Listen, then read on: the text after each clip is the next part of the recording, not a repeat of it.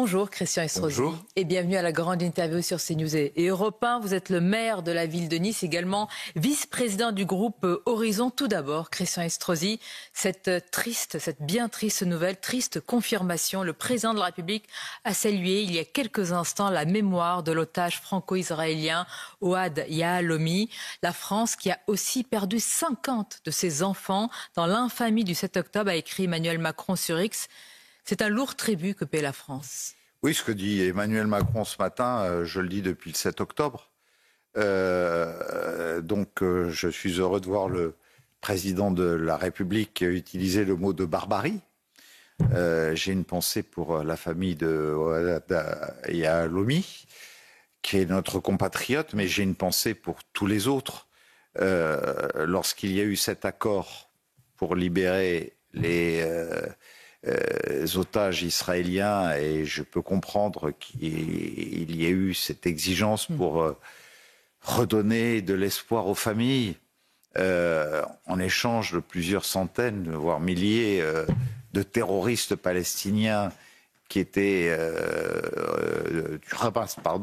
retenus dans les geôles israéliennes. À un moment où l'opinion publique commençait à dire tirer sur Gaza, et surtout des hommes politiques qui dans notre pays sont indignes dans leur comportement, les Mélenchon, les Rima Hassan et compagnie. J'ai dit attendez, vous allez voir, on va d'abord rendre quelques otages qui auront sans doute subi des moments épouvantables, et on commence à savoir ce que ces femmes et ces enfants qui ont été rendus ont subi. Et puis après, vont commencer à arriver quelques cercueils. Et là, je pense que ça va vraiment frapper l'opinion publique. Nous y sommes, et tout cela intervient. Christian Estrosi, alors qu'Israël, vous en avez parlé, vous pensez à eux, j'imagine, pleure la famille Bibas, et bien au-delà d'Israël d'ailleurs. Hier soir, en hommage... Vous savez, tant que le Hamas ne sera pas éradiqué totalement, il ne pourra pas y avoir de discussion de paix possible. On va en parler. Restons d'abord sur cet hommage, puis vous nous direz par quoi passe une éradication totale du Hamas. Mais en hommage à Ariel, Kfir et Shiri, la colonnade de l'Assemblée nationale s'est éclairée en orange, tout comme d'ailleurs le fronton de la mairie de Nice. Alors, ce qui a fait réagir Rima Hassan, en tous les cas concernant l'Assemblée, elle a écrit ceci sur X. En un an de génocide, n'avez-vous pas trouvé une seule petite soirée d'hommage aux 18 000 enfants palestiniens assassinés par Israël? Hypocrite que vous êtes. Que lui répondez-vous? Des victimes civiles d'une guerre, c'est toujours affreux. Un homme, une femme, un enfant, c'est toujours une horreur. Mais comparer un génocide perpétré par un mouvement terroriste islamiste à l'égard de ces familles israéliennes, qui est un acte qui plus est antisémite, à un acte de guerre et qui est naturel parce qu'il y a un moment où Israël est obligé de se protéger, de se défendre. Eh bien, voilà, longtemps que je dis que cette personne n'est plus digne d'exercer un mandat public et devrait même être poursuivie pour apologie du terrorisme. C'est à la justice de décider. Oui, enfin, c'est à la justice de décider. Et à un moment, je voudrais que l'État français prenne des dispositions à l'égard de ceux qui portent un mandat public et qui aujourd'hui se Donc vous demandez le retrait du mandat d'eurodéputé de Rima Hassan. Soyons clairs, vous demandez le retrait de son mandat. Oui, et de tous ceux qui aujourd'hui font cette apologie du terrorisme, clairement, ouvertement, et le revendiquent. Ce sont des alliés directs quand même de mouvements terroristes qui sont le Hamas. Et derrière le Hamas, c'est l'État islamique, c'est Daesh, c'est tous ceux qui frappent, comme celui qui, hier soir, j'étais au verdict rendu aux assises de Paris, où mes policiers municipaux qui ont neutralisé un barbare qui, dans la basilique Notre-Dame à Nice, en octobre 2020, a assassiné trois personnes dont les familles sont mes amis. Mais disons les mots, Christian Estrosi, dont une paroissienne qui a été décapitée, égorgée, et cette accusée... 3 paroissiennes, dont un sacristain. Ce sont 3 familles qui sont mes amis. Mes policiers municipaux, en moins de 4 minutes, heureusement, ont réussi à le mettre hors d'état de nuire. J'étais présent au moment où ils sont intervenus dans la basilique, donc j'ai cette scène avec cette mare de sang autour de Simone, où les réanimateurs ont essayé de la ramener à la vie jusqu'au bout. Simone Barreto Silva, 44 ans, mère de famille qui a reçu 25 coups de couteau. Extraordinaire. Et une famille de Brésiliens niçois extraordinaires. Voilà, justice a été rendue. Oui. Je veux rendre hommage. Réclusion criminelle à perpétuité assortie d'une période de sûreté incompressible, puisque vous y étiez. Racontez-nous, si je puis dire, c'est la perpétuité réelle. C'est-à-dire que plus jamais ce barbare ne verra le jour. Plus jamais il ne verra le jour. Il a revendiqué l'acte. Ça ne rendra pas la vie à Simone, à Nadine, et naturellement à Vincent, et le chagrin reste présent. Et la justice est passée. La justice est passée, mais je le dis très clairement, ni pardon, ni oubli. Autre actualité, Christian Estrosi, lors du Conseil interministériel sur l'immigration hier, François Bayrou a haussé le ton vis-à-vis du régime algérien. Il a donné 6 semaines à l'Algérie pour reprendre ses ressortissants les plus problématiques. Sinon, dit-il, on pourrait aller vers le réexamen des accords dérogatoires de 68. Alors, reconnaissons-le, c'est la première fois qu'un Premier ministre en exercice pose ainsi les conditions. Est-ce que vous vous félicitez de ce changement? Bien sûr. Ou est-ce que, comme certains, vous dites, attention, peut-être que le Premier ministre gagne du temps? J'avais tellement l'impression d'avoir prêché si longtemps dans le désert. Et je sais que vous avez une réelle mémoire journalistique, chère Sonia Mabrouk. Il y a 10 ans, quand je parlais de cinquième colonne qui s'infiltrait pour tisser des ramifications sur notre territoire où maintenant les... vous aviez été extrême droitisé, même à l'époque... On m'avait naturellement mis presque sur la liste noire des gens excessifs à l'époque. Aujourd'hui, on trouve ça totalement banalisé. Donc je me réjouis de cette position de François Bayrou et qui me démontre qu'à un moment, il y a une espèce d'unité au sein du gouvernement et autour du Premier ministre pour dire ces choses. Mais attention, je dis les choses très clairement. Dire 6 semaines, c'est bien, mais passer à l'acte vraiment dans 6 semaines, s'il n'y a pas eu d'évolution, c'est une exigence. Vous avez des doutes, vous dites attention, l'ultimatum ne doit pas finir comme un coup d'épée dans l'eau. Avec le régime algérien, qui est pour moi un régime voyou et un régime antisémite, d'accord, je doute qu'au bout de 6 semaines, nous n'obtenions des résultats tangibles. Vous dites antisémite par rapport à ce qui a été dit sur le président français ou encore sur l'avocat de Boualem Sansal, c'est bien ça? Et notamment sur l'avocat de Boualem Sansal, qui est mon ami, qui présidait mon dernier salon du livre à Nice, qui est un homme extraordinaire, qui est atteint d'un cancer, qui n'est pas soigné, qui est mis à l'isolement et dont on a rejeté l'avocat parce qu'il était juif. Alors le Premier ministre a parlé hier de Boualem Sansal, évidemment dire que c'est inacceptable, mais très concrètement, Monsieur le maire, c'est très dur à dire ce matin. Est-ce qu'on se rend compte maintenant qu'il risque désormais de mourir en prison? C'est ça la réalité? C'est ça la réalité, je viens de vous le dire. C'est le comportement de ce régime. Et je dis bien de ce régime que je ne veux pas mélanger avec le peuple algérien.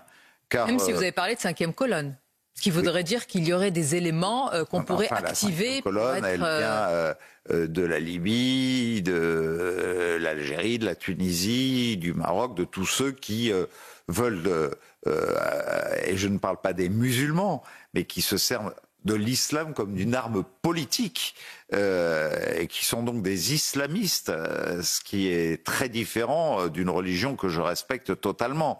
Donc voilà, c'est bien de cela dont il s'agit. Donc il y a des leviers dans 6 semaines à mettre en œuvre. Ils sont très clairs. En ce qui me concerne, j'en ai identifié quelques-uns. D'abord, viser les dignitaires du régime.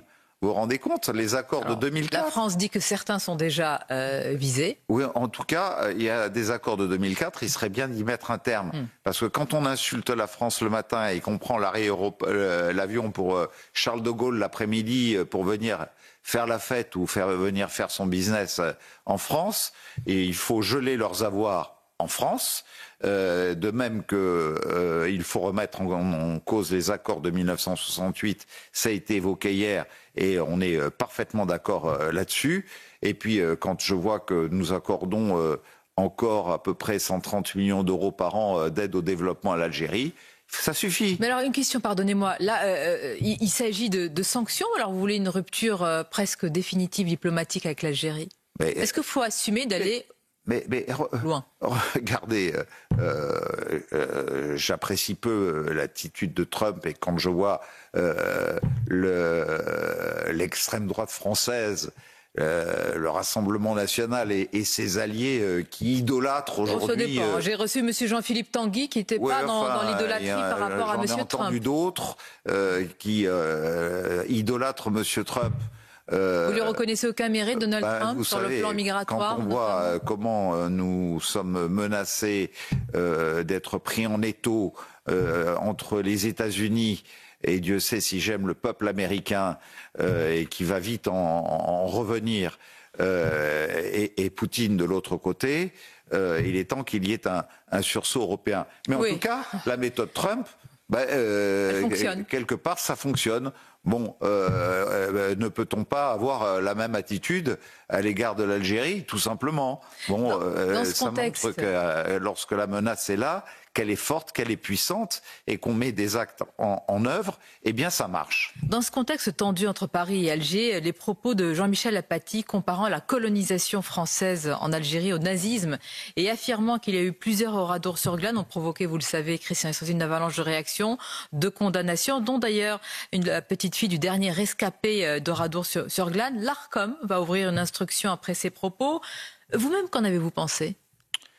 Je trouve que c'est un niveau d'indécence qui mérite à peine d'être commenté. Au fond, M. Apathy ferait un très bon tandem avec Rima Hassan. Même combat. Mais vous vous rendez compte, Oradour-sur-Glane, le symbole que c'est de cette période de la Shoah. Mais je me demande comment ce journaliste pour lequel j'ai eu beaucoup de respect il y a quelques années de cela, et assez talentueux, a pu plonger dans cette indécence et exprimer même un sentiment antinational. Alors, la comparaison est condamnable. Par ailleurs, il y a eu des horreurs, il y a eu des tortures. Mais des deux côtés. Des deux côtés. Ça, vous le dites, évidemment, c'est l'histoire, clairement. Des deux côtés, mais enfin, quand vous voyez que De Gaulle et Adenauer, 20 ans après 1945, ont été capables d'une grande réconciliation entre l'Allemagne et la France, et que nous, 60 à 70 ans plus tard, on n'est pas capable de faire la paix à cause des Algériens. Pardonnez-moi, quand un président de la République a dit et a dénoncé des crimes contre l'humanité, est-ce que vous pensez que ça facilite justement de tourner la page ? Je parle d'Emmanuel Macron. Je pense que c'était une erreur de sa part, et que voilà, maintenant il faut arrêter avec cette espèce de repentance mémorielle. Les Français ne le supportent plus. Je crois que les Algériens, vous savez, j'ai beaucoup aidé les Pieds Noirs dans ma ville à la réhabilitation de la sépulture de leurs parents en Algérie, oui. À Oran, à Alger et à Constantine notamment. Et alors que pendant 40 ou 50 ans, ils n'y étaient pas retournés, eh bien ils y sont retournés pour se recueillir devant ces sépultures. Et ils sont tombés dans les bras les uns des autres, dans les immeubles où ils habitaient, avec ceux avec lesquels ils avaient grandi et qui habitent toujours dans les mêmes appartements. Ça montre bien qu'il y aurait une réconciliation possible, mais pas tant qu'il y aura ce régime algérien. Dernière question, Christian Estrosi, tout autre sujet. Nous sommes à quelques heures de la fermeture d'une chaîne de télévision en France, la fermeture de C8, après, je le précise, la décision de non-renouvellement de la fréquence TNT. Beaucoup de responsables politiques se sont exprimés, souvent du même bord, ont dénoncé cette décision, parlant de censure d'État et de décision politique. On a peu entendu, sauf Maud Bréjon, me semble-t-il, le bloc central. Vous l'incarnez, vous le représentez. Donc, que pensez-vous de cette fermeture ? Moi, je dis très clairement les choses. Toute sanction doit être proportionnée. Et la question qu'on peut se poser, c'est est-ce que l'organisation de l'Arcom telle qu'elle est, sa représentativité, est à la hauteur d'un enjeu comme celui-là.